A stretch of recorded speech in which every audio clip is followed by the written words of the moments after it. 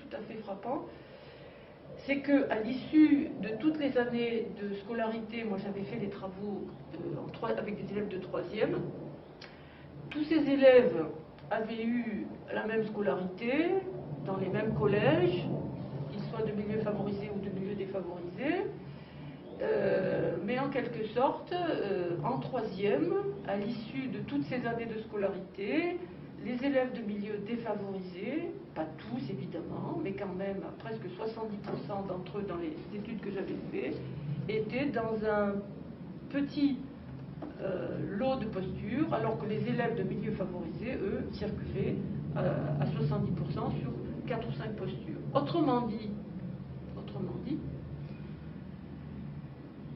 c'est peut-être bien l'école qui ne fait pas son travail pour amener les élèves à changer de posture.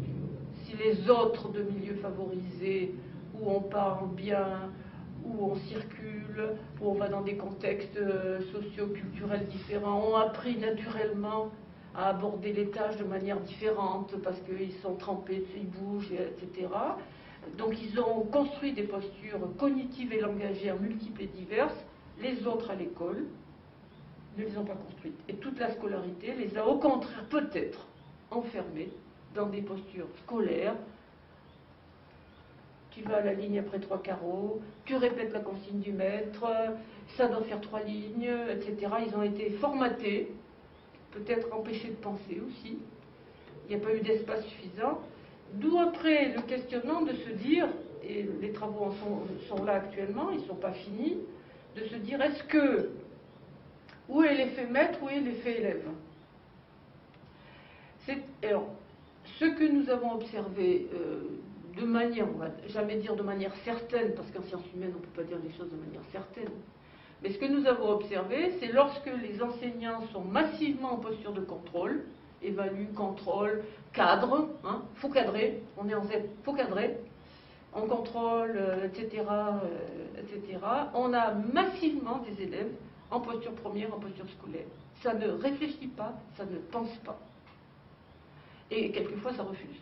Excusez le ça, mais le ça, il veut dire cette douleur de voir ces élèves-là qui sont dans un état d'empêchement de penser, du fait même de la bonne volonté des enseignants, de les faire travailler, de les accompagner, de les aider.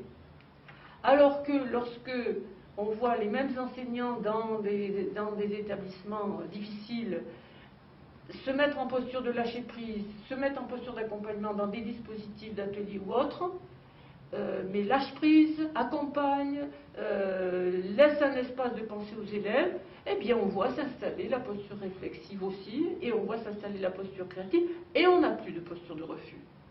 Donc quelque part, le jeu, là où nos travaux sont, c'est le jeu des postures, la dynamique des postures de l'enseignant et la dynamique des postures des élèves.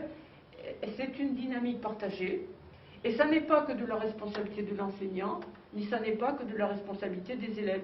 C'est une dynamique qui est mouvante, y compris à l'intérieur d'un même cours, on sent que cette dynamique évolue.